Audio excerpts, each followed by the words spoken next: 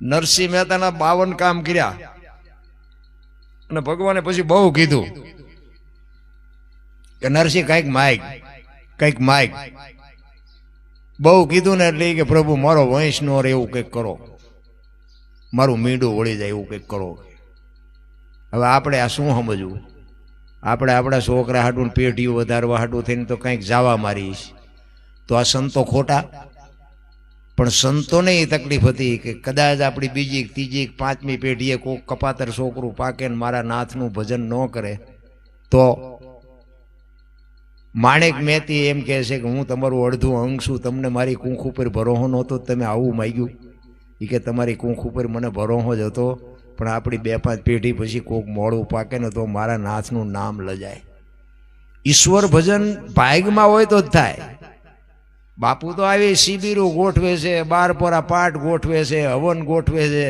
બાપુના 15 થી 17 હજાર સેવકો છે. ગુરુ પૂનમે નથી દેખાતા.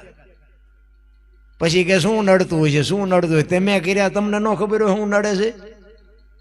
કોઈને કાંઈ નડે નહીં. મને તો એમ થાય અત્યારે આ સમયે તમે કોઈ પણ જગ્યામાં જાઓ ને બાપુ, તમને બાપુ ભેગા જ ન થાય.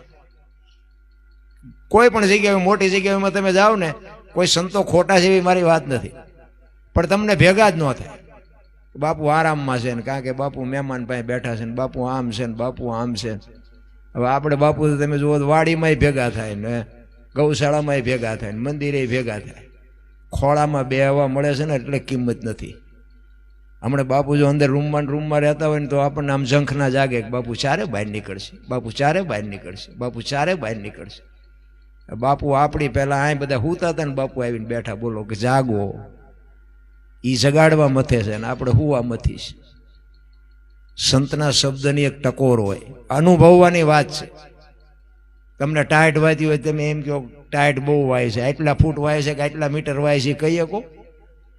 ભૂખ લાગી હોય કે બહુ ભૂખ લાગી છે, પણ એમ કહી શકો 250 ગ્રામની લાગી છે, 500 ગ્રામની લાગી છે? આનો જ્યારે તમને અનુભવ થાય, તમે કોણ છો? મને એમ થાય કે મારો ભગવાન મને સાંભળે છે. લ્યો, હવે તમને આનો ભગવાન દેખાતો હોય તમારો પ્રશ્ન છે. મેં ક્યાં તમને પૈસા દીધા છે?